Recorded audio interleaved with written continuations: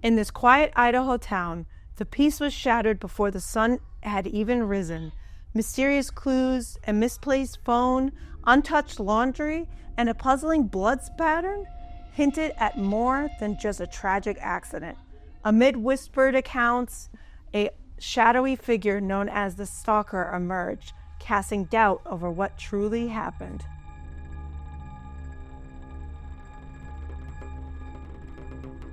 I'm Rachel, and this is Matt. Join us as we unravel the mystery behind the Idaho University murders. So stick around, because this case is far from over. Our story starts in the fall of 2022 semester. 5 female University of Idaho students live in a rented off-campus residence in a rural college town of Moscow, Idaho. Matt, I have a question. Have you ever heard of this case before we get started? I have. I didn't realize it was not that long ago. I didn't realize it was 2022. It felt a little older. Yeah. But I remember hearing about this case and being like on edge. Yeah, it was crazy. Being like, when are they going to catch the person that did it? When are they going to catch the person they that caught did him it? pretty quick. And there was like, they did. It was like, like to a week his own later, doing, maybe. because there's a lot of clues that I'll mention that are just like stupid mistakes that like you could tell this guy had no idea what he was doing.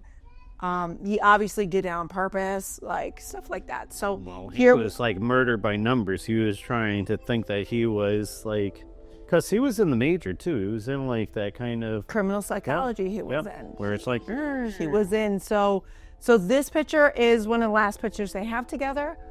This is everybody who lived there, plus one of the boyfriends and one girl who just moved out and was coming back for a party.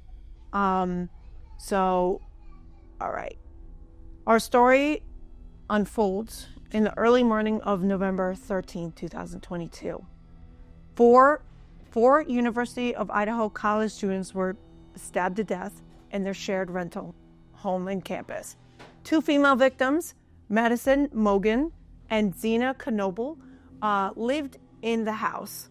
They worked at the same restaurant. A third, Kaylee Goncalves,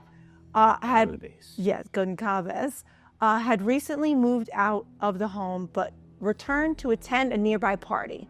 The 4th victim, Ethan Chapin, was Knoble's boyfriend who was sleeping over on the night of the attack. So he wasn't even meant to be there. He was just sleeping over at his girlfriend's house, or girlfriend's apartment. 2 other female roommates also lived in the house, but they weren't killed. So we have, I put them in order of how they were read. So here we have Madison Mogan, we have Zena Knoble, and we also have Kaylee Goncalves. Please forgive me about my pronouncing of the names. I am not good at pronouncing names. And this is the boyfriend, Ethan Chapin. Okay, so I just figured I'd line them up so it's easier for you to tell who is who. There's going to be a lot of names thrown around, so if you need me to go back and look at it, we can do that. Not a problem. I remember this being compared to like a Scream movie. Yes. Like this was like, this is like exactly like out of Scream. It's kind of like out of Scream. It felt very rushed in the fact that in and out, and he again left a lot of clues that were like blaring. Beyond it. We'll get into it in just a minute.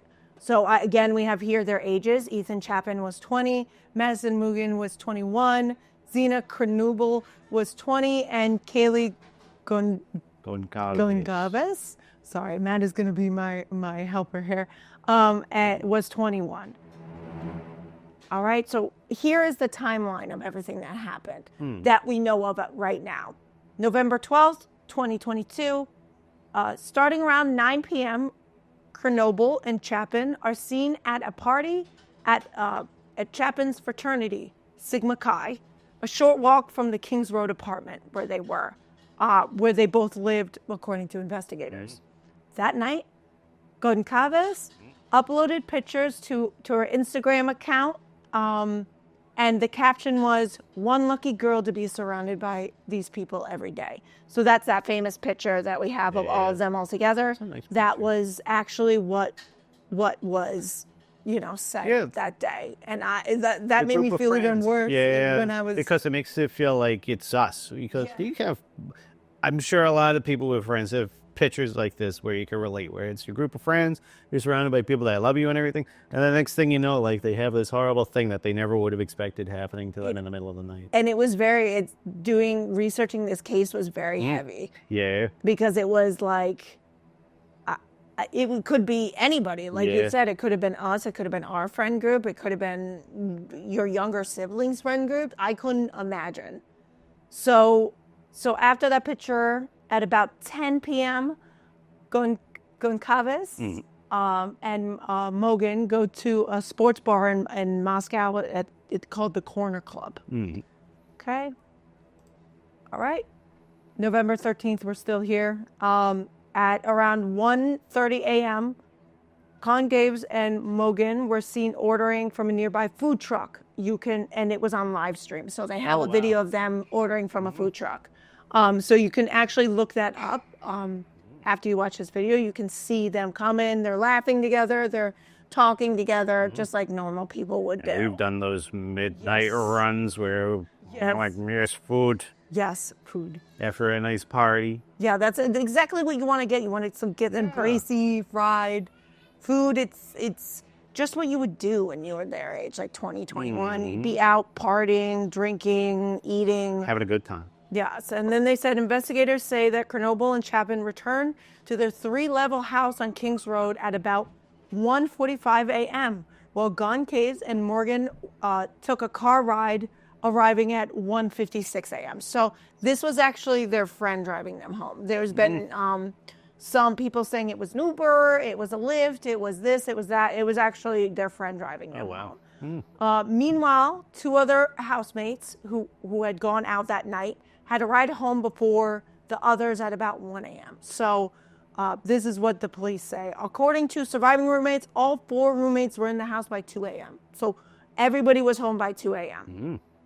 Several unanswered phone calls were made from the phone of Goncalves to her ex-boyfriend, a fellow student, at about 2:26 to 2:52 a.m. 3 unanswered calls were made from Mogan's phone to the same person at 2:44 to 2:52 a.m. So around the same time they were made. It's just girls being girls, honestly, like calling their ex-boyfriend, being like, why don't you call him from your phone, see if he picks up from your phone. So these calls were investigated. This guy had nothing to do with anything. It just was her ex-boyfriend. Original reports stated that both surviving roommates were in their beds on the ground floor at the time of the killing. They were not attacked or held hostage, and that neither woke during the killings. Before she was awakened by what sounded like Goncalves and her dog, she stated she later heard a roommate saying something to the effect of, there's someone here. The roommate stated she believed that this was Goncalves, although investigators believe it might have been Chernobyl speaking this, as a forensic download of her cell phone showed that she was on TikTok at 4:12 a.m. So the big thing is there was a dog in this house. One of the roommates owned a dog. And later I'm going to show you the exact positioning of the house and the layout. It was odd. It was very targeted. You had to walk past people's rooms to get to the person's room that you wanted to get to. So it was very it wasn't like, oh, you went in and it was like a first opportunity of first people I can get to. It was I know where they are and where they're in. So I wonder if those other housemates woke up, if he would have attacked them or anything like that. They did wake up. They did wake up. Did they leave their room or anything? So here's the next if they would have stirred. They did, and I will tell you the next interesting fact we have here. The surviving roommate stated she opened the door twice within a short span of time. The second time she heard sounds like crying coming from Chernobyl's room and a male voice saying, "It's okay, it's okay, I'm gonna help you." I also read that I think that might have been the boyfriend, consoling her maybe. Security cameras near the house picked up the sound of whimpering, a loud thud, and a dog barking numerous times around 4:17. The surviving roommate allegedly opened the door a third time and saw a figure clad in black clothing with a mask that covered his mouth and his nose, walking towards her. They walked past her and used the slide door to exit. Oh, that's crazy. Yes, the roommate said she stood frozen in shock and locked herself in her room. So here's where new information as of like a week or maybe even a month ago, by the time you're watching this, came out. They said that the roommates were texting each other during the time, the two that survived, and they also sent text messages to the other ones who were killed, saying, do you hear that? Oh my God, there's somebody in here. Oh my God, what do I do? What do I do? Please answer. Please answer. Why aren't you answering? Yeah, they were panicking. They did eventually call 911. It was a little bit later, like they were too afraid to come out of the room or even like make a noise. Understandable, they heard somebody crying. I mean, if I was locked in my room, I'd be like, okay, I got to get the police here because that's the only thing that's going to prevent me from being like the next person. But in that moment, they said even her, she stood frozen in shock. She was in a shocked phase of seeing the guy walk right past her like she was nothing. He saw her. He knew she was there, and he saw her, and he walked right past her. That's nuts. So that makes me feel like it was a more targeted, like I'm here to see a specific person. There was a lot of talk. Meanwhile, this is still going on in court, so a lot of this stuff is still coming out. It's being taken back. There was stuff saying that he did follow her on Instagram. They did say that he might have actually been kind of stalking her. The details are still kind of rough. So the four victims were stabbed to death on the second and third floor of the residence, where they had been in bed. The victims were not gagged or restrained, and the walls of the scene were splattered in blood. Morgan and Goncalves were found in Morgan's bedroom, so they were best friends. They were best friends from what I remember from high school. They were best friends, so they were in each other's room. Kernoble and Chaplin, who were the two who were going out, were found in Kernoble's room. All four victims were pronounced dead at noon. Detectives stated they believe the killings occurred between 4 a.m. and 4:25. That's how fast that was. Upon searching the residence, officers came up with Goncalves' dog, which she shared with her ex-boyfriend, who she was calling numerous times, alive and unharmed on the third floor. So we have here an example of all the stuff. So we have a picture here of, there was so much blood it was coming out of the foundation of the house. This is a picture that they took. It was coming out of the foundation. So suspect arrives here's a picture in Kings Road in Moscow at 3:29.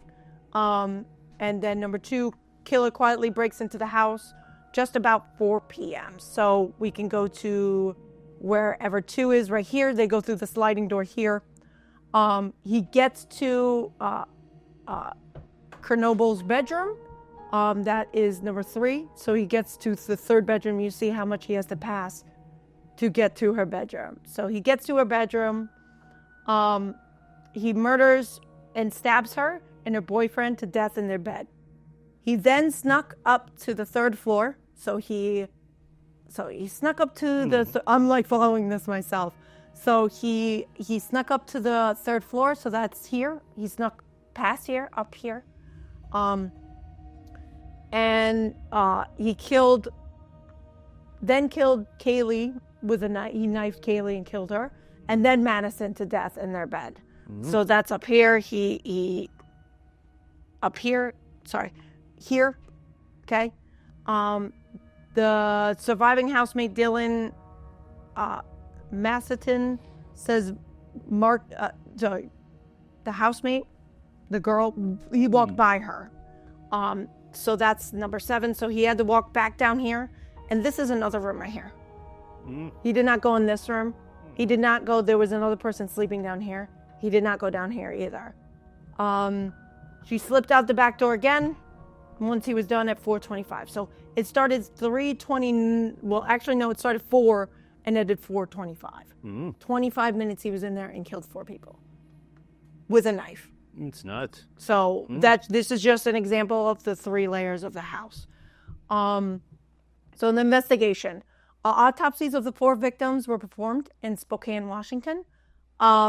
The coroner slated that the victims all appeared to have been stabbed multiple times with facial wounds in chest and upper body with a large knife, if not the same knife, like a very simple same knife, like a hunting knife. At least one victim with what appeared of defensive stab wounds on her hand, possibly more appeared to have tried to fend off their attacker. And the victims may have been attacked while sleeping in their beds. All 4 deaths were deemed homicide by stabbing. The victims were not tied or gagged, like I've repeated a few times. No weapon was recovered, although police did find a fixed blade knife, like a holder, a knife holder. Not the knife holder.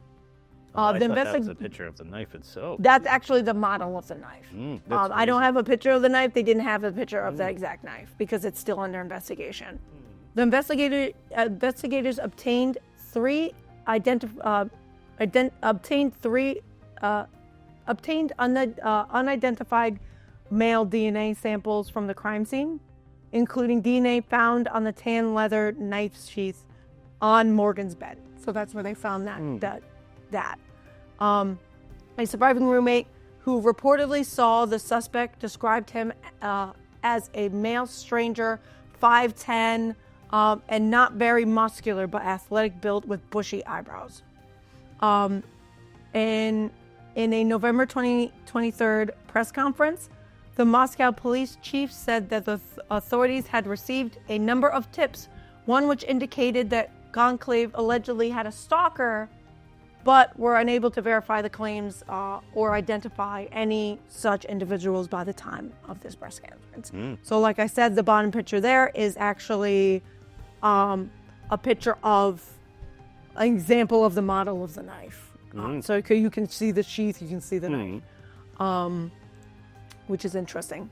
After receiving hundreds of tips from the public, on December 15th, the police announced that they were searching records of approximately 22,000 fifth-generation Hyundai Acuras made between 2011 and 2013. A camera in the area captured a white-colored Electra.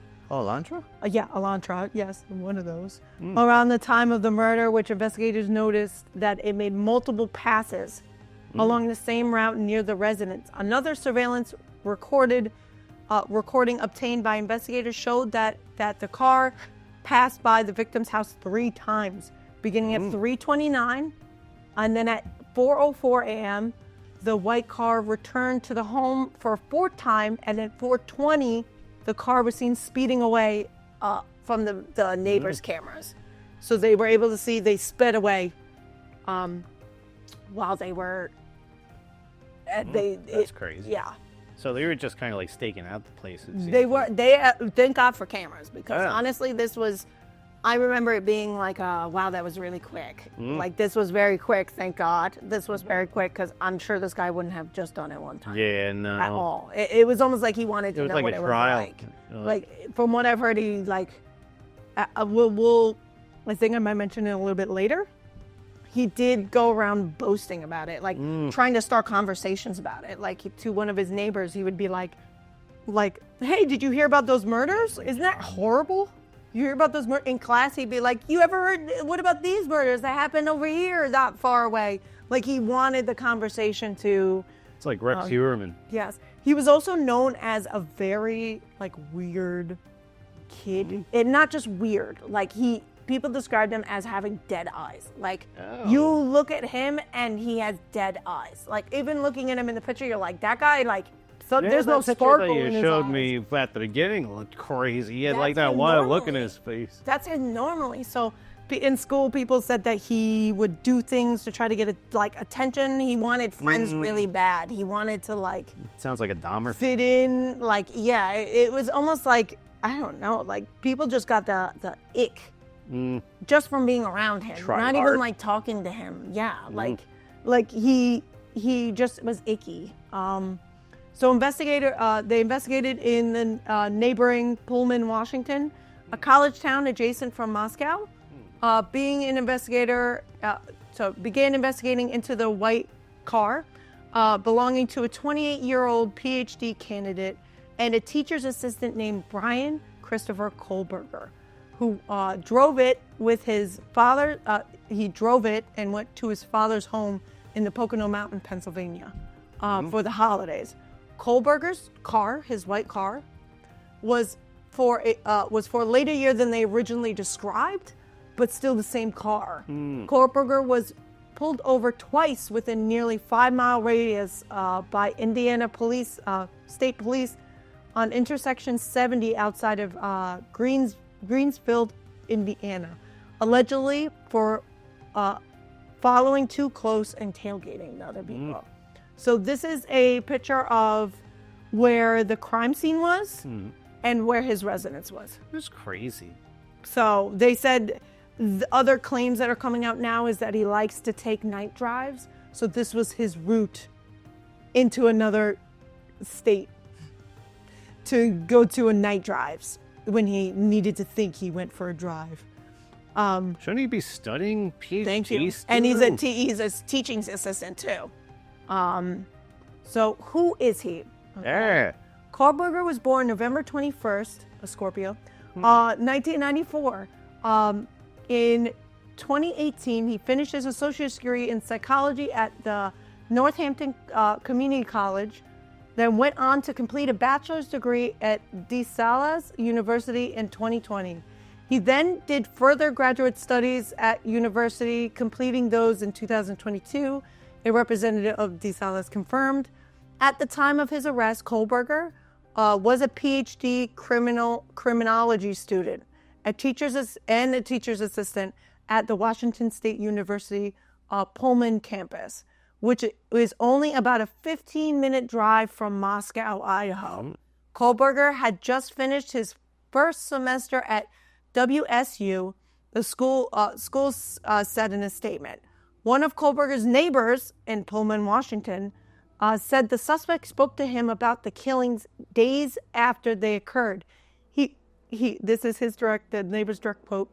He brought it up in conversation, the neighbor who asked not to be identified on January 11th. He asked if I had heard about the murders, which I did. And then he said, yeah, seems like they have no leads. Seems like it was a crime of passion, which is, you can see another little photo right here, little Deadeye man. Yeah, he was crazy. He is a dead eyes. And every picture you see of him, just dead eyes. Like he is not like, I would look get so confused stern. looking at him. Like Yeah. this is him normally. Like it's So I wonder if using, people like just spoke with him and acted friendly towards him, if that would change his, I don't know. I feel or like if that he would just was- be like setting up you as a victim. Yeah, I feel like from what I heard, it was like he wanted to know what it was like so that he could write his final paper. From what I heard, but that also could just be a Ugh. rumor. Like, there's a lot of like, he said, she said stuff. It was just ugh. Well, I mean, prisoners do get to take college classes. Maybe he'll finish his thesis paper. He's got the time. That's so mad. What? Oh my God. Okay, so they were able to use the genealogy database, or like CODIS, like I mentioned in another video. To the authorities reportedly identified a potential match to an individual with connections to Kohlberger's. So investigators recovered trash from outside Kohlberger's family home in Pennsylvania for DNA, which they stated was consistent with from being the source of the DNA of the sheath. So they were able to identify that his DNA was on that sheath. Before his arrest, investigator monitored his house in Pennsylvania. He was allegedly seen multiple times wearing surgical gloves and observed putting trash bags inside of the garage can of the neighbor. Sounds like me. That's I wear gloves to clean everything, and then sometimes I throw my trash in my Turns neighbor's out you're the garbage. Idaho murderer. Because my neighbors are my family.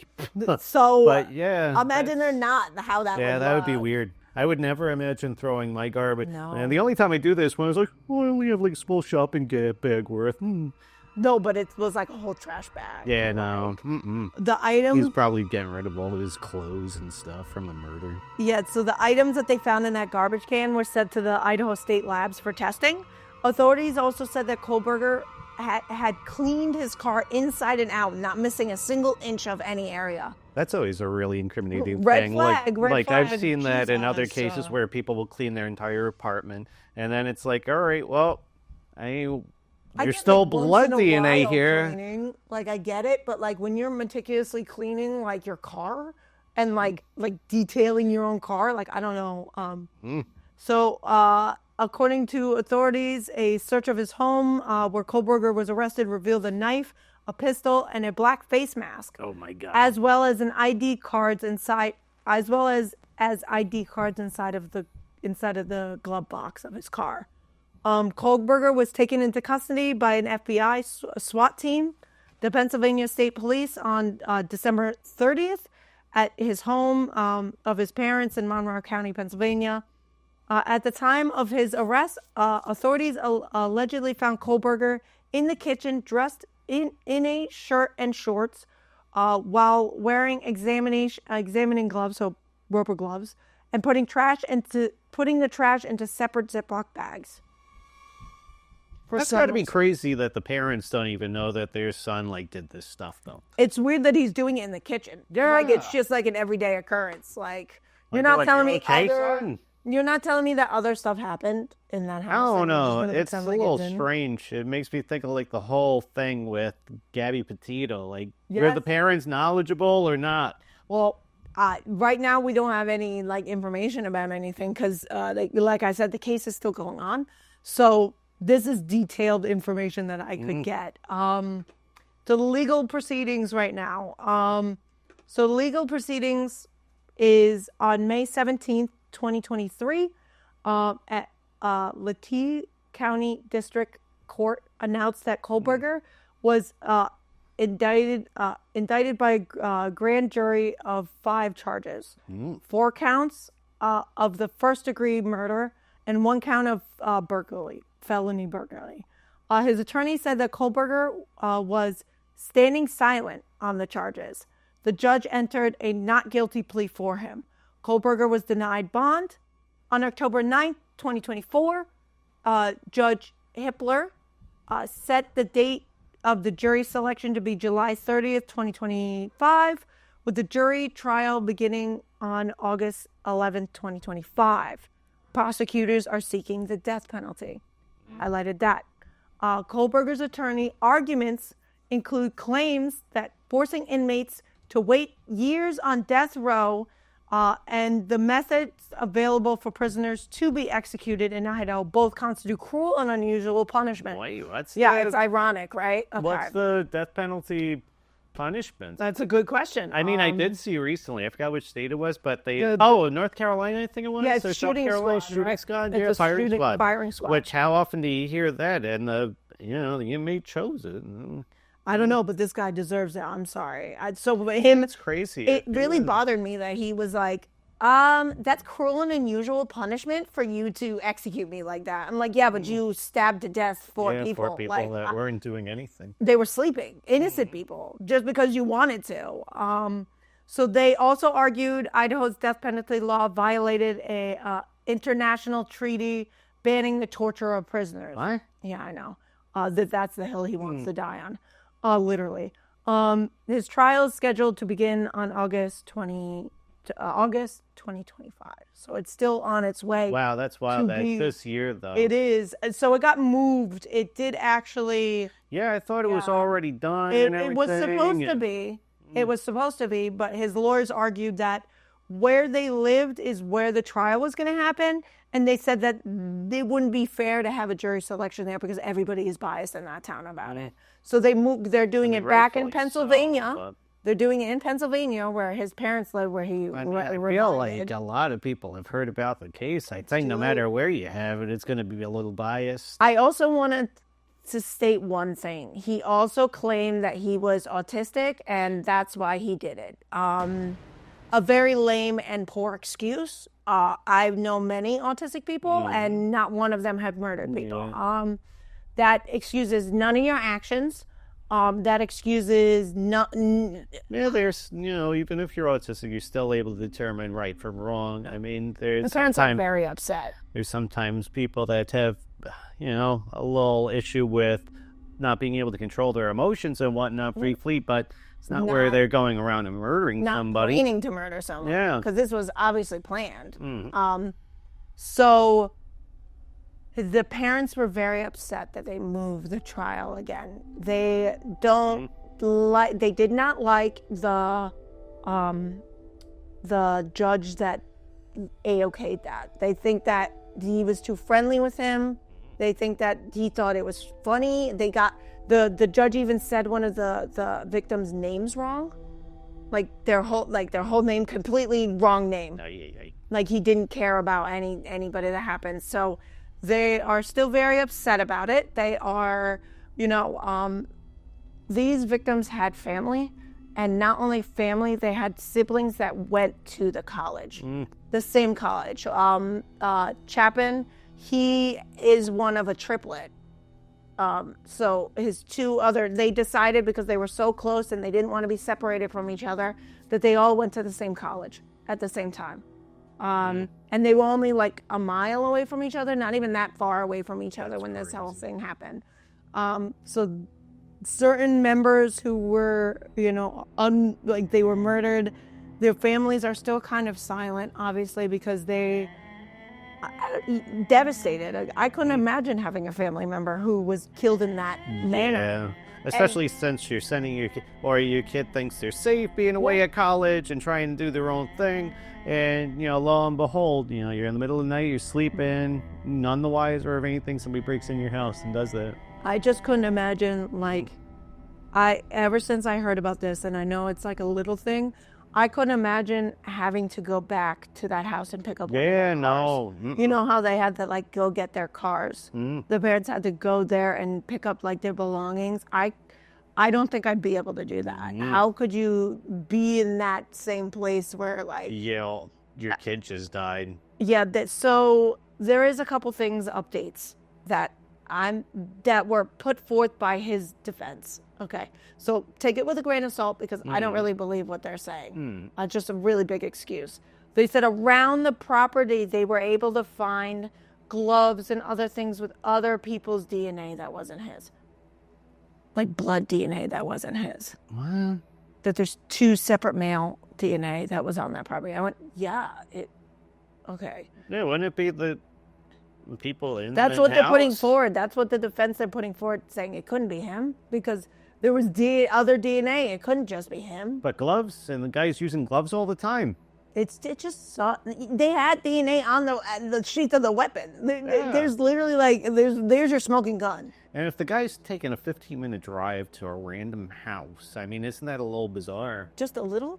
It's it's and no. The guy doesn't really isn't a friend of them, right? He's not no. He's at this random house. Different college, different campus, 15 minutes separate, different friend. He didn't even have any friends, so different.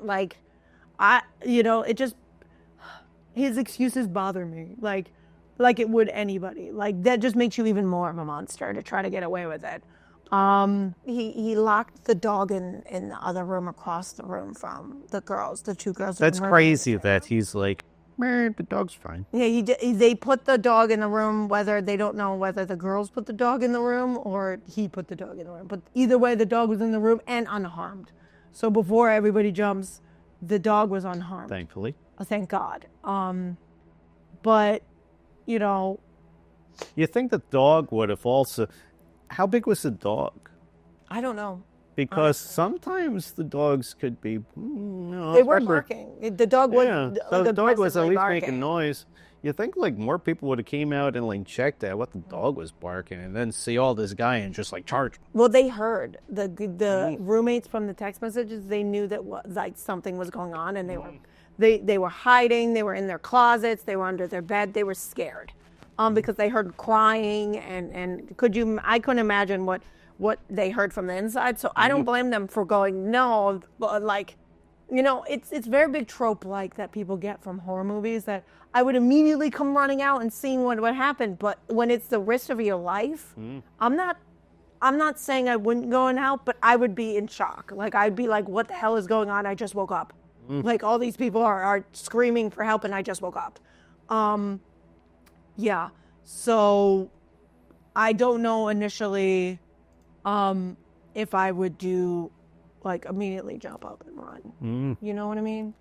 At least people like, hello. That's why, hearing stuff like this, it's like, even though I know house alarms aren't 100% perfect, I'm sure, but it would like, have been better than this. get an alarm pronto. This was especially unlocked. if The you're back door was unlocked. storming. Yeah, God, don't leave your doors unlocked. Lock your doors. Didn't lock their doors because the college students. When I was a college student, I lock my did not doors think- all the time. Me and you are different breeds. I was man. always terrified of people breaking in because one of my siblings' friends had their house broken into. Wow. I don't know if Scary. their door was locked, but I'll never forget that. And they were on the news, too, because their house got broken in. Thankfully, nothing happened to them. They're like, yo, somebody broke in their house and stole some stuff. I think Crazy. I think I'm a little different. Like my mentality is being like somebody who grew up in like we both grew up Yeah, in you good grew up neighborhoods, in but, like a country area for a bit, so you had people far and few. Yeah. You could leave your doors unlocked. Yeah. You don't have to worry about your neighbor coming in and doing anything. But bad. also, if it didn't happen to you, it couldn't happen to me. That's the mentality that some people walk away with. Like Oh, man, sometimes I'm like, it didn't, and my car's never been robbed. It's never gonna happen. Like you know what I mean? And then when it I've had that happens, happen that's to when my you start to siblings get too. like that. Like, I'll never forget. My sister left her purse in the passenger seat of her car, and it was nearby here. It was like a town over. Somebody broke in, and then they returned her license. oh, that's nice of them. That was about it. Everything else was gone, and they returned the Yeah. license with hair taped in like a note, which was really strange. That's odd. Now So they know where you live. yeah, that's comforting. But knowing thankfully you that have was a long good time ago. security system. At that time, we didn't. At Not that time, funny, we just not lived on funny. edge. Yeah. But all right. So if you like what you heard, drop a comment below.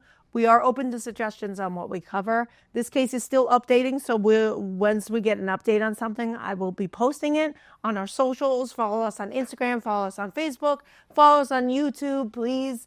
And again, thank you so much for joining us. Thank you for shining a light on victims who don't get a chance to tell their truths. Check you next time.